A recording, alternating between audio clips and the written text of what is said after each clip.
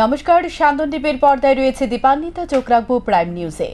শাবরুমে বন্যায় ৯৯ পরিবার আশ্রয় নিয়েছিল ত্রাণ শিবিরে। বর্তমানে তারা বাড়ি ফিরতে শুরু করেছে, কিন্তু অসাবধানতার কারণে মৃত্যু হয়েছে একজনের। বন্যায় বিপর্যস্ত শাবরুম মহকুমার নিম্নাঞ্চল। শনিবার রাতে বৃষ্টি না হলেও রাত ২টো পর্যন্ত ফেনীর জলস্তর বিপদসীমার উপর দিয়ে বইতে থাকে। এমন অবস্থায় শাবরুম নগর পঞ্চায়েত সংলগ্ন দোলবাড়ি গ্রাম পঞ্চায়েতের মকপালা এলাকা থেকে গভীর রাতে প্রায় ৫৭ জন পরিবারকে মহকুমা বিপর্যয় মোকাবেলার কর্মীরা তুলে নিয়ে আসে দোলবাড়ি উচ্চ বিদ্যালয়ের ত্রাণ শিবিরে। রাতে তাদের খাওয়ানোর ব্যবস্থা করানো হয়। শাবরুম মহকুমাতে মোট ৬টি ত্রাণ শিবির খোলা হয়। এই ৬টি ত্রাণ শিবিরে ৯৯ পরিবারের মোট ৩৫১ জনকে আশ্রয় দেওয়া হয়। ত্রাণ শিবিরগুলি হল বৈষ্ণবপুর কমিউনিটি হল, বৈষ্ণবপুর দ্বাদশ শ্রেণী বিদ্যালয়, দোলবাড়ি উচ্চ বিদ্যালয়, শাবরুম দ্বাদশ শ্রেণী বালিকা বিদ্যালয়, থাইবুংপাড়া জেবি স্কুল, প্রবালপাড়া অঙ্গনারী সেন্টার। এদিকে শনিবার সকাল ৯টার দিকে মনমোহন ত্রিপুরা বন্যার জলে তলিয়ে যায়। তিনি শ্যামপাড়ার বাসিন্দা। প্রত্যক্ষদর্শীরা জানায় মনমোহন নেশাগ্রস্ত ছিল। সকলের নিষেধাজ্ঞার পরেও সে বন্যার জলের দিকে হাঁটতে শুরু করাতে এই বিপত্তি হয়। ঘটনার খবর পেয়ে মহকুমা বিপর্যয় মোকাবেলার দল ঘটনাস্থলে ছুটে যায়। বিলোনিয়া থেকে ছুটে আসে জাতীয় বিপর্যয় মোকাবেলা দল। বিপর্যয় মোকাবেলা দলের ৪ জন ডুবুরি বিকেল ৪টা থেকে বহু চেষ্টা করেও নিখোঁজ মনমোহন ত্রিপুরার কোনো খোঁজ পাননি। সন্ধ্যা নেমে আসার পর তারা কাজ বন্ধ করে দেয়। আগামীকাল ফের তল্লাশি অভিযান চলবে।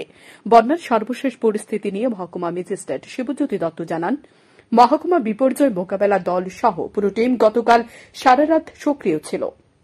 গভীর রাতে ফেনী নদীর জল বিপদসীমার উপর দিয়ে চলার কারণে মগপাড়া থেকে প্রায় ৫৭ পরিবারকে ত্রাণ শিবিরে নিয়ে আসা হয়। গতকাল রাতেই তাদের খাওয়ার ব্যবস্থা করানো হয়, কয়েল এবং ক্যান্ডেল দেওয়া হয়। তিনি জানান, শনিবার সকাল ৯টার দিকে ফেনী নদীর জল কমে যাওয়ার কারণে ৪টি ত্রাণ শিবির বন্ধ করে দেওয়া হয়। বাকি ২টি ত্রাণ শিবির আগামীকাল বন্ধ করে দেওয়া হবে। তবে ত্রাণ শিবিরগুলিতে শনিবার দুপুরবেলা এবং রাতের বেলাও খাওয়ার ব্যবস্থা থাকবে। মহকুমা ম্যাজিস্ট্রেট আরও জানান, ক্ষয়ক্ষতির হিসাব চলছে। আগামী ২ থেকে ৩ দিনের মধ্যে পূর্ণাঙ্গ তথ্য পাওয়া সম্ভব হবে। গোটা কর্মসূচির নেতৃত্ব দেন ডিসিএম রতন দাস এবং নকুল পাল। দীর্ঘ টানা ২ দিনের বর্ষণে আমাদের মহকুমাতে কিছু অংশে জলমগ্ন হয়েছে। তো যে সমস্ত জায়গাতে মানুষ জলের কারণে শরণার্থী শিবিরে এসছে, সেই শরণার্থী শিবিরের নামগুলি আমি বলে যাচ্ছি।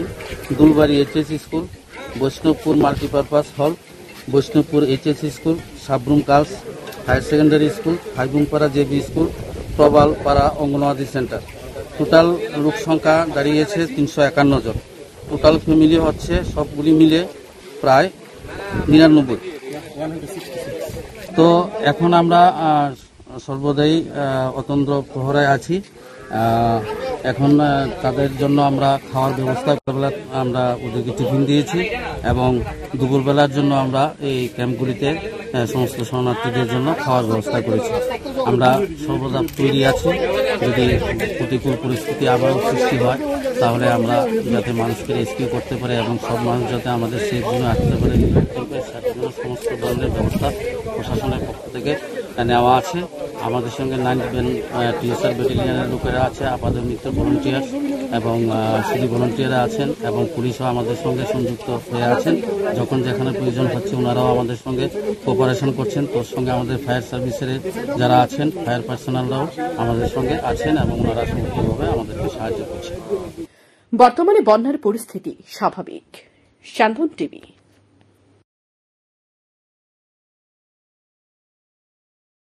বামেদের সরকার যদি প্রতি বছরে গ্রামে 1টি করে বা 2টি করে রাস্তা নির্মাণ করত, তাহলে 25 বছরে প্রতিটি গ্রাম পঞ্চায়েত এলাকায় 25টি কিংবা 50টি রাস্তা হতো। এর ফলে কোনো গ্রাম পঞ্চায়েতে বর্তমানে রাস্তা নির্মাণের প্রয়োজন হতো না। কিন্তু সিপিএম দল আসলেও মানুষের এবং সমাজের উন্নয়ন চায়নি বলেই মানুষের দাবি মতো কাজ করেনি। শনিবার বিকেলে এক নির্বাচনী ঘরোয়া সভায় বক্তব্য রাখতে গিয়ে একথা বলেন মন্ত্রী টিঙ্কু রায়। আসন্ন গ্রাম পঞ্চায়েত নির্বাচনে কৈলাসহরের গৌরনগর গ্রাম পঞ্চায়েতের বিজেপি দলের প্রার্থীদের জয়ী করার লক্ষ্যে চণ্ডীপুর বিধানসভা কেন্দ্রের 41 নং বুথ কমিটির উদ্যোগে গৌরনগর গ্রাম পঞ্চায়েতের 2 নং ওয়ার্ড এলাকাস্থিত গৌরনগর সিনিয়র বেসিক স্কুলে এক নির্বাচনী ঘরোয়া সভা অনুষ্ঠিত হয়েছে। এই নির্বাচনী ঘরোয়া সভায় মন্ত্রী ছাড়া উপস্থিত ছিলেন ঊনকোটি জেলা পরিষদের প্রার্থী সুচিত্রা ঘোষ, গৌরনগর পঞ্চায়েত সমিতির প্রার্থী জ্যোৎস্না মালাকার সহ আরও অন্যান্য দলীয় নেতৃত্বরা। তিনি বলেন, বিজেপি দলের সরকার 2018 সালে ত্রিপুরা রাজ্যে প্রতিষ্ঠার পর 2019 সালে রাজ্যে পঞ্চায়েত ভোটে যেসব পঞ্চায়েত বিজেপি দল দখল করেছিল সেসব পঞ্চায়েত বিগত 5 বছরে রাস্তাঘাট সহ যা যা উন্নয়ন হয়েছে সিপিএম 25 বছরে তা করতে পারেনি বলে দাবি করেন মন্ত্রী টিঙ্কু রায়।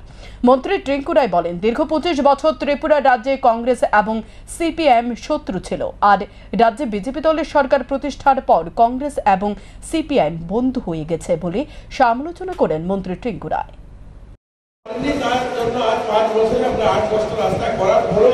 অনেক রাস্তা বাকি রয়েছে করার, কিন্তু আমরা 5 বছর করেছি, আমাদের করার ইচ্ছা শক্তি আছে, আমরা শুরু করেছি। তোমরা 25 বছর করোনি। আজ প্রত্যেক বাড়িতে জলের কানেকশন দিতে হবে, প্রত্যেক বাড়ির সঙ্গে পানীয় জল চাই। আমরা শুরু করেছি, আর শতকরা আমরা যদি দেখি আমাদের এলাকায় 70 থেকে 80 বাড়িতে জল চলে গিয়েছে, 20টা বাড়ি বাকি আছে। আমরা করবো, কিন্তু তোমরা 25 বছরে যদি 100 বাড়িতে জল পৌঁছে দিতে, আজ জল নিয়ে সম্পর্ক তোমরা মানুষ তোমরা করোনি। তোমরা প্রত্যেক বাড়িতে যদি সেদিন ইলেকট্রিসিটি পৌঁছে দিতে, আজ মানুষ ইলেকট্রিসিটির জন্য হাহাকার করতো না। গরিব মানুষ যারা সামাজিক ভাতা পান, আপনারা 5000 টাকা, আজকে আমরা 2000 টাকা ভাতা দেই। তোমরা 25 বছর ক্ষমতায় ছিলে, বাধ্য তোমরা 500 টাকা ভাতা দিতে। তোমরা যদি বছরে 100 টাকা বৃদ্ধি করতে, তাহলে 2500 টাকা ভাতা আজ তোমরা দিতে পারতে, বললে 2500 টাকা ভাতা হতো। আর আমরা 4000 টাকা জুড়ে দিতাম, আজ গরিব মানুষ 4000 টাকা ভাতা পেত। তোমরা 500 টাকা বেশি করতে পারোনি। তোমরা 25 বছর চাওনি ওই গরিব মানুষটা নিজে পায়ে দাঁড়াক। তোমরা 25 বছর চাওনি ওই মানুষ স্বনির্ভর হোক। তোমরা চাওনি, তোমরা গরিব মানুষ। ত্রিস্তরীয় পঞ্চায়েত নির্বাচনকে সুষ্ঠুভাবে সম্পন্ন করতে এবং বিরোধী সদস্যদের নিরাপত্তার জন্য শনিবার উদয়পুর জেলা কংগ্রেসের এক প্রতিনিধি দল দক্ষিণ মুড়াপাড়া ও জামজুরি ত্রিস্তর পঞ্চায়েত নির্বাচনে নিয়ে গোমতী জেলা পুলিশ সুপারের সাথে সাক্ষাৎ করেন। উপস্থিত ছিলেন উদয়পুর জেলা কংগ্রেস সভাপতি টিটন পাল, প্রাক্তন প্রধান রশিদ মিয়া, মাতাবাড়ি ব্লক সভাপতি জয়দেব কান্তি রায় সহ অন্যান্য নেতৃত্বরা। আসন্ন ত্রিস্তর পঞ্চায়েত নির্বাচনকে সঠিকভাবে সম্পন্ন করতে এবং বিরোধী দলের সদস্যদের নির্বাচনী কাজে বাধা দেওয়ার বিরুদ্ধে নিরাপত্তা চেয়ে গোমতী জেলা পুলিশ সুপার নমিত পাঠক এর সাথে এক সাক্ষাৎকারে করেন জেলা জাতীয় কংগ্রেসের পক্ষ থেকে। তাদের দাবি, রাজ্যে বর্তমান ত্রিস্তর নির্বাচনকে কেন্দ্র করে পরিবেশ স্বাভাবিক নয়। এই ভয়ঙ্কর পরিস্থিতিকে বিরোধী দলের সদস্যরা তাদের গণতান্ত্রিক অধিকার প্রয়োগ করতে পারছে না। এ দাবিগুলি নিয়ে প্রতিনিধি দল গোমতী জেলার পুলিশ সুপার নমিত পাঠকের সাথে সাক্ষাৎকারে সামিল হয় বলে জানান প্রতিনিধি দল। শনিবার গন্ডাছড়ায় ক্ষতিগ্রস্ত এলাকা পরিদর্শন করে সিপিআইএমএল এর 6 সদস্যের এক প্রতিনিধি দল। এদিন সিপিআইএমএল এর রাজ্য সম্পাদক পার্থ কর্মকার নেতৃত্বে প্রতিনিধি দলের সদস্যরা প্রথমে পরমেশ্বর রিয়াংয়ের বাড়িতে যায়। সেখানে তারা পরমেশ্বর রিয়াংয়ের মা বাবার সাথে ঘটনার বিষয়ে বিস্তারিত কথা বলে। তারপর তারা হরিপুর 6-7 কার্ড, 20 কার্ড, 33 ক্যাবি, দুর্গাপুর পিসলিঘাট বাজার, নারায়ণপুর বাজার এবং 33 কাঠ ক্ষতিগ্রস্ত এলাকাগুলি পরিদর্শন করেন। প্রতিনিধি দলের সদস্যরা ক্ষতিগ্রস্তদের সাথে কথা বলে ঘটনার বিষয়ে বিস্তারিত অবগত হন। সর্বশেষে তারা গন্ডাছড়া দ্বাদশ শ্রেণী বিদ্যালয়ে আশ্রয় নেওয়া শরণার্থীর শিবিরে যান। সেখানে তারা ক্ষতিগ্রস্ত পরিবারের লোকজনদের সাথে কথা বলেন। সিপিআইএমএল এর রাজ্য সম্পাদক পার্থ কর্মকার সাংবাদিকদের মুখোমুখি হয়ে জানান, 7 জুলাই গন্ডাছড়ার 30 কার্ড এলাকায় আনন্দ মেলায় পরমেশ্বরের উপর আক্রমণের ঘটনা এবং 12 জুলাই পরমেশ্বরের মৃত্যুকে কেন্দ্র করে অপ্রীতিকর ঘটনা ঘটে যায় গন্ডাছড়া মহকুমায়। 165টি পরিবার বাড়ি ঘরে লুটপাট, অগ্নিসংযোগের ঘটনা ঘটে। এই ঘটনায় 4 শতাধিক মানুষ শরণার্থী শিবিরে আশ্রয় নিয়েছে।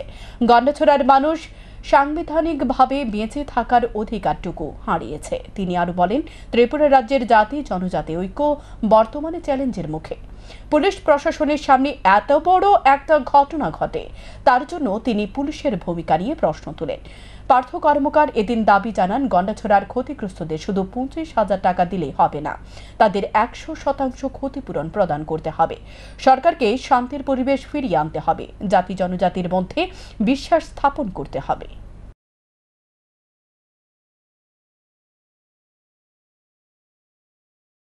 ধন সম্পদ এবং তার সে জীবনের নিরাপত্তা সে হারিয়েছে। সাংবিধানিকভাবে যেগুলো মানুষের বেঁচে থাকার অধিকার, সংবিধান যে অধিকারগুলি আমাদের দিয়েছে, আজকে গন্ডাছড়ায় এই সমস্ত কিছুর অধিকার মানুষ হারিয়েছে। এবং সবচাইতে বড় যেটা, যে ত্রিপুরার যেটা ঐতিহ্য, জাতি উপজাতির মধ্যেকার ঐক্য, হ্যাঁ, এই ঐক্যটা আজকে একটা অশনি সংকেতের মুখে, হ্যাঁ, এটা চ্যালেঞ্জের মুখে। তো এই পরিস্থিতিটাকে এটা রাজ্যের জন্যও এটা আতঙ্কজনক, রাজ্যের জন্যও এটা অশনি সংকেত। কাজে আমরা এটা মনে করি যে গন্ডাছড়ায় আজকে এসে যেটা দেখলাম, বিশেষ করে 7 কার্ড 6 কার্ডের যে ঘটনা হরিপুরে, তারপরে আমরা গেলাম আপনার দুর্গাপুরের পরে পিছলিঘাটে, হ্যাঁ, তারপরে আপনার আমরা গেলাম নারায়ণপুরে। তো সবখানে আমরা অবস্থাটা দেখলাম। জগবন্ধু পাড়ায় আমরা গেলাম পরমেশ্বর ডিয়াংয়ের বাড়িতে, যদিও তার পিতা এবং মাতা, বড় ভাই ছিল, তার পিতা মাতা চলে এলেন 6-7 কার্ডে, এবং 6-7 কার্ডে আমরা দেখা করলাম ওনার সাথে। পরমেশ্বরের মা আমাদের সামনে কাঁদলেন, বাবাও কাঁদলেন, এবং ওনার দুঃখটা আমরা শেয়ার করলাম। এবং আমরা বললাম যে এটার মতো মর্মান্তিক ঘটনা আরেকটা ছেলেকে বাঁচাতে গিয়ে, হ্যাঁ, এই ছেলেটা এইভাবে তাকে পিটিয়ে মারা হলো, যেটা সভ্য সমাজে কেউ মেনে নিতে পারে না। এখন আনন্দমেলা 1 মাস ধরে চলবে, সেখানে এই ধরনের মদ এবং জুয়ার কারবার, এবং সেখানে এই ধরনের উচ্ছৃঙ্খল যুবকরা মানুষের উপর আক্রমণ করবে, মানুষকে হত্যা করবে, হ্যাঁ, তার জন্য প্রশাসনের কোনো ভূমিকা থাকবে না, এটা তো কোনোভাবে মেনে নেওয়া যায় না। কাজে ওই ঘটনার জন্য যেমন প্রশাসন দায়ী, ঠিক একইভাবে তারপরে 12ই জুলাই রাত্রি 8টা থেকে 13ই জুলাই ভোর পর্যন্ত যে ঘটনা এখানে ঘটেছে গন্ডাছড়ায়, এই 6-7টা গ্রামে, সেটা আরও বেশি দুর্বিষহ এবং আরও বেশি এটা মর্মান্তিক। এতগুলি পরিবারের ধন সম্পদ নষ্ট করে দেওয়া হয়েছে, পোলট্রি ফার্ম পুড়িয়ে দেওয়া হয়েছে, লুট করা হয়েছে, হাঁস মোরগ, গরু কেটে দেওয়া হয়েছে, 10টা গরু একসাথে পুড়িয়ে দেওয়া হয়েছে। এটা মানব সভ্যতার যুগে আজকে কি করে সম্ভব? ত্রিপুরায় এত বড় হিংসা কি করে হতে পারে? প্রশাসন নীরব ভূমিকা। খোয়াই আরডি ব্লকের অন্তর্গত পঞ্চায়েত নির্বাচনে সবকটি আসনে বিজেপি দলের প্রার্থীদের জয়ী করার লক্ষ্যে আগরতলা পুর পরিষদের মেয়র দীপক মজুমদার প্রায় প্রতিদিন খোয়াইতে নির্বাচনী জনসভা করে চলেছেন। তেমনিভাবে শনিবার তাঁত চৌমুনি এলাকায় অবস্থিত শ্রীকৃষ্ণ পাঠশালা স্কুলের কাঞ্চনমালা কমিউনিটি হলে পঞ্চায়েত সমিতি এবং জেলা পরিষদের প্রার্থীদের সমর্থনে এক নির্বাচনীয় সভার আয়োজন করা হয়। এদিন নির্বাচনের জনসভায় আগরতলা পুর পরিষদের মেয়র দীপক মজুমদার এছাড়াও অন্যান্যদের মধ্যে উপস্থিত ছিলেন খোয়াই জেলা পরিষদের সদস্য তথা মণ্ডল সভাপতি সুব্রত মজুমদার, জেলা পরিষদের 3 নং আসন ও পঞ্চায়েত সমিতির 2 নং আসনের প্রার্থী অনুকূল দাস ও পঞ্চায়েত সমিতির আসনের প্রার্থী দীপ্তি রানী দাস সহ অন্যান্যরা। এদিন নির্বাচনী সভাতে প্রথমে বক্তব্য রাখতে গিয়ে জেলা পরিষদের সদস্য সুব্রত মজুমদার ও আগরতলা পুর পরিষদের মেয়র দীপক মজুমদার বলেন, একটা সময় ছিল গ্রাম পঞ্চায়েত নির্বাচনকে কেন্দ্র করে তৎকালীন সময় বামফ্রন্ট সরকার সাধারণ জনগণ ও বিরোধী দলের প্রার্থীদের উপর অত্যাচার করত, যাতে করে পঞ্চায়েত নির্বাচনে তাদের আধিপত্যতা বজায় থাকে। তার জন্য তারা সব ধরনের কাজ করেছে বলে এবং ক্ষমতায় টিকে থাকতে গিয়ে রাজ্যের মধ্যে খুন, সন্ত্রাস, অপহরণ, নারী নির্যাতন থেকে শুরু করে সব ধরনের অত্যাচার করেছিল সিপিআইএম।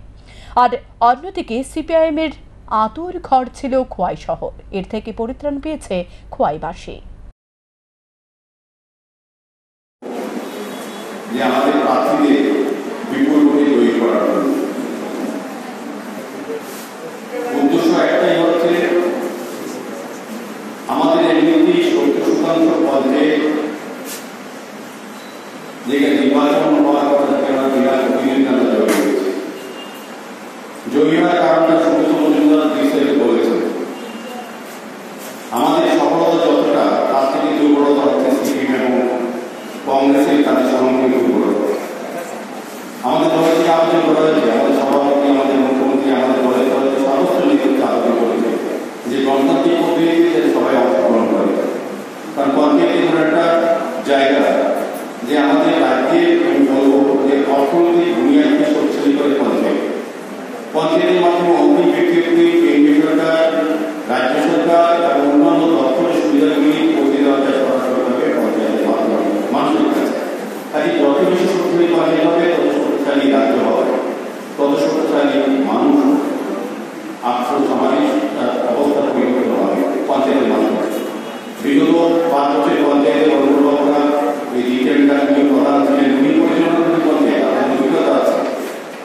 আপনাদের কাজগুলি ওরা কতটা সুন্দরভাবে পরিচ্ছন্ন হবে আপনাদের কাছে সুদৃশ্যভাবে আসন্ন ত্রিস্তর পঞ্চায়েত নির্বাচনকে কেন্দ্র করে কুমারঘাট রাতিয়াবাড়ি গ্রাম পঞ্চায়েতের পথসভার আয়োজন করা হয়। সবাই উপস্থিত ছিলেন পাবিয়াছড়া বিধানসভার বিধায়ক ভগবান চন্দ্র দাস সহ অন্যান্যরা।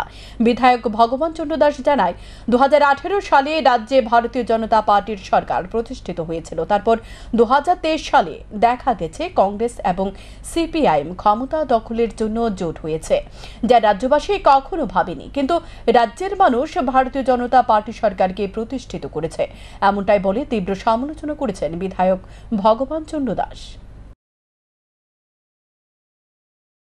কখন জানি গ্রামের মধ্যে কয়েকটা লাশ পড়ে যায়, কখন জানি বাড়িতে আগুন লেগে যায়, কখন জানি আমার দোকানটা সর্বশান্ত হয়ে যায়, দোকান লুট হয়ে যায়। এই পরিস্থিতি, এই বাতাবরণ ছিল ত্রিপুরাজ্যের মধ্যে। একে অন্য এইভাবে ছিল তাদের রক্তক্ষয়ী সংঘর্ষ কংগ্রেস সিপিএম। 2023-এ এই 50-60 বছরের শত্রুতারি হয়ে গিয়ে সাধারণ নিরীহ মানুষের কথা ভুলে গিয়ে নির্লজ্জের মতো নীতি আদর্শকে সম্পূর্ণভাবে জলাঞ্জলি দিয়ে দুটি পার্টি এক হয়ে গেল, জোট হয়ে গেল, সম্পর্ক নতুন করে তৈরি করে নিল। কিসের জন্য? ক্ষমতার লোভে। আসন্ন ত্রিস্তর পঞ্চায়েত নির্বাচন উপলক্ষে সিপিআইএম দলের উদ্যোগে দীর্ঘ কয়েক বছর পর এই প্রথম ভবানীপুর বাজারে মিছিল ও পথসভা হয়। পথসভার প্রধান বক্তা ছিলেন সিপিআইএম সোনামুড়া মহকুমা সম্পাদক রতন সাহা এবং সম্পাদক মণ্ডলীর সদস্য সুভাষ দেব। বক্তার আসন্ন ত্রিস্তর পঞ্চায়েত নির্বাচনে একটি লোকসভার আসন ও দুটি পঞ্চায়েত আসনে মূলত মনোনয়নপত্র জমা দিয়েছে। তারই প্রেক্ষাপটে এই 3 জন প্রার্থীকে বিজয়ী করার জন্য এদিন উপস্থিত জনগণের উদ্দেশ্যে আহ্বান জানান নেতৃত্বরা। আমি যদি রাজ্যের সুস্থ নাগরিক হই, প্রত্যেকের উচিত তার বিরুদ্ধে প্রতিবাদ করা। আর এই প্রতিবাদ করার মঞ্চ হচ্ছে, আপনারা এর পূর্বে সুযোগ পেয়েছেন এই পঞ্চায়েত নির্বাচনকে সামনে রেখে প্রত্যেকের উচিত, যেহেতু আমি গ্রামকে ভালোবাসি, আমার ছেলে মেয়েদের ভালোবাসি, ভোটের মাধ্যমে তার প্রতিবাদ সংগঠিত করা। এখনকার মতো সংবাদ এ পর্যন্তই। চোখ রাখুন স্যান্দন টিভির পর্দায়। নমস্কার, শুভরাত্রি।